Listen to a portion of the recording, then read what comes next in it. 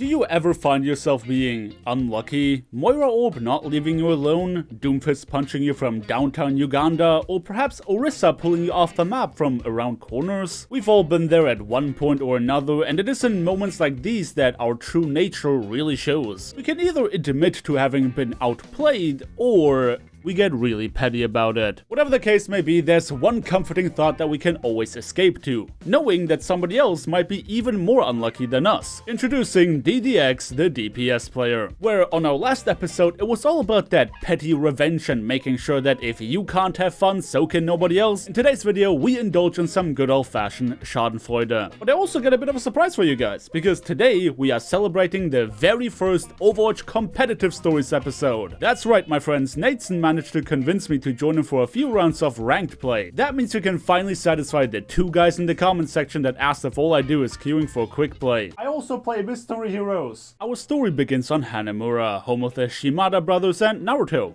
apparently. Now, there are a couple things you have to know about this particular match. Nate and I were a few games into our placements and we just had to deal with a lousy bunch of losers that decided to give up and stop trying halfway through the game. Realizing that we had to make our own fun if we wanted to have any fun at all, the two of us decided to start role-playing. We were role-playing two guys that have not played Overwatch in a very long time, and as such have no idea about which heroes are now viable and which aren't. And you can be dang sure that our team was not happy about Nateson locking the legs. But that's also about it. They weren't like yelling at him or anything. In fact, they were trying to give him useful tips and explain the current state of the meta. Did we actually just find the only 4 nice Overwatch players in the entire community?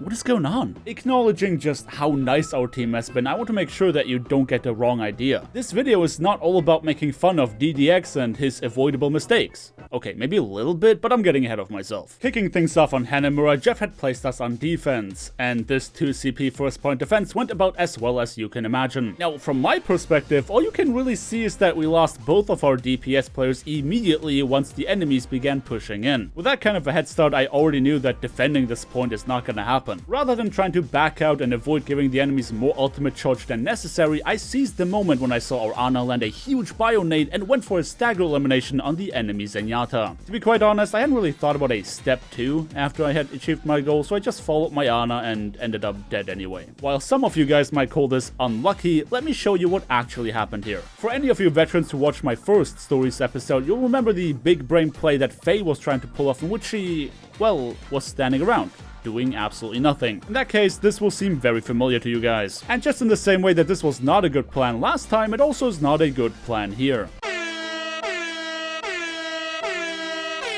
Now, the funny thing about 2CP is that, provided you don't shatter the enemy morale immediately by plowing through the first point, winning a team fight this quickly is actually really not a good thing. Because on point B, the defender bias of the map is really showing, and breaking through it usually requires a few good ultimates. Ultimates which you will have a hard time charging when you win the fight within 0.5 seconds. You can tell that DDX was not happy about taking an arrow to the back of his head, because even though the enemy tanks are waltzing towards him, he only ever fires at the enemy Hanzo. Eventually remembering that there's more than just one enemy he could be attacking, DDX walled out the 2 tanks and started freezing them. Panic ensues within enemy lines, and our main tank, armed with a nano boost, establishes Reinhardt dominance by smashing the opposition as hard as I hope you smashed that like button. Tico's desperate attempts of dodging such cruel fate would prove to be futile, and in a moment of desperation, he sent himself back to the spawn room. The attackers had been repelled and our morale was still intact. While we did have to invest a few ultimates to secure that team fight, we had even more of them coming online shortly, so we set up our defenses and await the next wave of attack.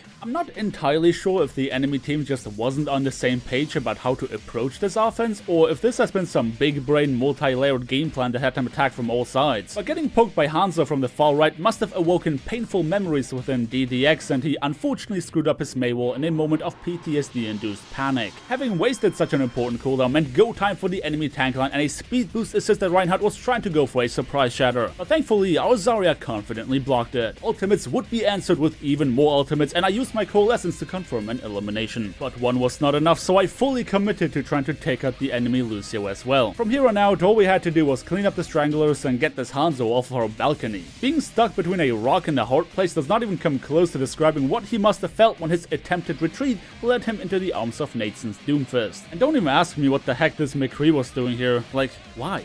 Why are you here? Unfortunately, our next attempted defense would not go quite as smoothly. Now, you can point at a few things as the obvious culprit explaining why we lost that fight, and pointing out that I was trying to do damage while my teammates were critically low on health would be fair criticism. However, we could also point at the fact that DDX let go of a prime opportunity to toss his ultimate into Zara's Graviton Surge to secure that teamfight. Contrary to that, he figured that jumping into the enemy DPS was a better idea. But DDX was not the only one holding on to his ultimate. Our Ana agreed with his assessment and decided not to use their nano boost in what was obviously the last fight. Well, at least we still had these ultimates for the next round, I guess. Wait, no, that's not how this game works. Now, some of you guys might be sitting there saying, you know, he doesn't actually seem all that unlucky. Sure, he got logged in the very beginning, but that's about it. But just you wait, my friends, because you haven't even seen the half of it. Let me introduce you to what suffering actually means. Kicking off the round by eating a Fire Strike, while annoying, is certainly something that's considered avoidable. I mean, even I had the foresight to not go through the main entrance because we didn't have a D.Va to absorb the damage, and there was just no benefit to me putting myself at a risk like that. Considering the distance between us, DDX would have to come towards me to get some healing. But unfortunately, I cannot heal bad positioning. Okay, so not the greatest beginning to a round, but no big deal. DDX decided to adjust his plan of attack and switch to Genji in an attempt of countering the enemy's double sniper composition. And while he did succeed in briefly pressuring the Widowmaker out of her comfort zone, bad luck would strike him down once again. DDX promised that he used his deflect in that moment, but it simply wouldn't register. And I totally believe him. But you know what they say about 3 times the charm, and our hero would not let this be his last act. Being the good flanker that he is, he decided that it was his purpose in life to keep the enemy snipers under control. Yeah, well, I said he's a flanker, I didn't say that he was actually flanking. Seeing as how he was aggressively meleeing the air after respawning, you can tell that DDX was not having a good time. And it was about to get even worse. Look at Randy Orton slithering. Watch out, watch out, watch out! Oh my God!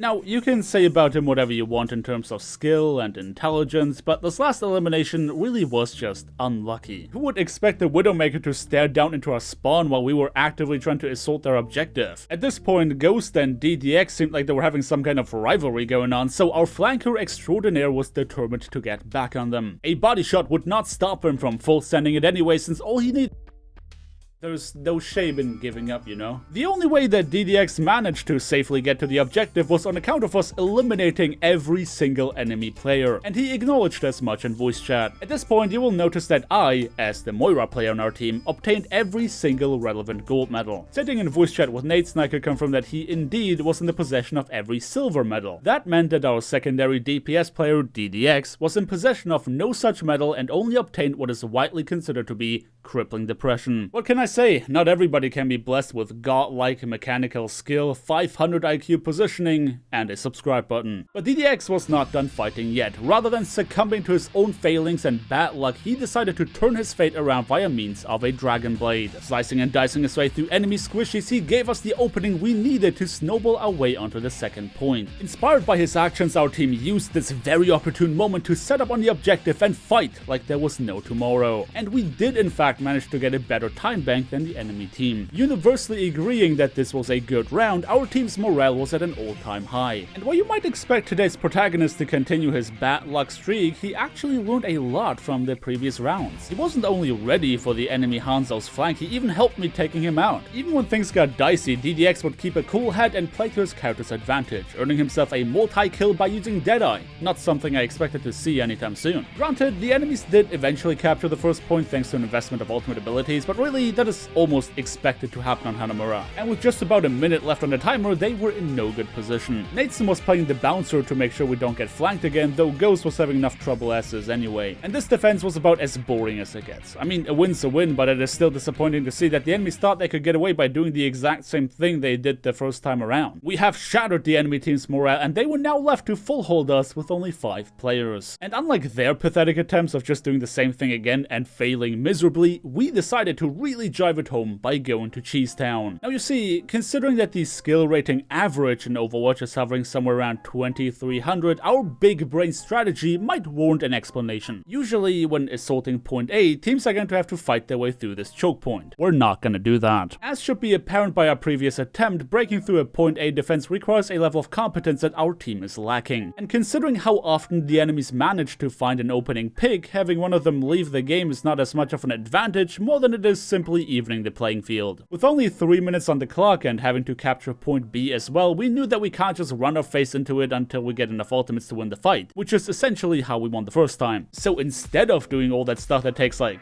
skill, we are going to simply switch roles. We'll be teleporting onto the objective and force the enemies to fight into our defenses. And to my surprise, the plan actually worked out really well. The enemies were obviously caught off guard, and while I do question the turret positioning from DDX, all the enemies could muster to do was feeding themselves into the grinder that is our ultimate charge. Their confidence turned into despair as another one of their teammates left the lobby, and we will be marching on towards what we knew was certain victory. When it comes to our protagonist, he unfortunately got taken out by Ghost, once again, putting him on a bit of an awkward spawn timer. He could have obviously decided to switch to a fast character to come and aid us in our second point capture, but quite frankly, I don't know that it would have made a difference, and it feels like he knew that. And while Redneck Rebel exclaimed that this game never changes, referring to the two levers, I have to disagree. It arguably keeps getting worse. Despite their massive disadvantage when it comes to their player count, the enemy team still decided to fight until the very end. As much as I respected their commitment and wish that more of my teams had the same kind of attitude, if you think that them being 2 players down at me playing Moira stops me from teabagging a Doomfist, then clearly you haven't watched any of my previous videos. This was a victory unlike many victories you get in Overwatch. A hugely positive and helpful team, enemies that were trying just as hard as us, and was it not for the levers, I would have called this match near perfect. But at the end of the day, I got to see many facets of a DPS player that could have decided to throw a tantrum at any point in time because of his bad luck, but instead decided to learn from his mistakes and remain positive. And unlike most of my videos where really the morale of the story is kind of a meme, today I walk away from Overwatch feeling a bit more inspired than I was at the start. Thank you, DDX, for sharing your unwavering positivity with us.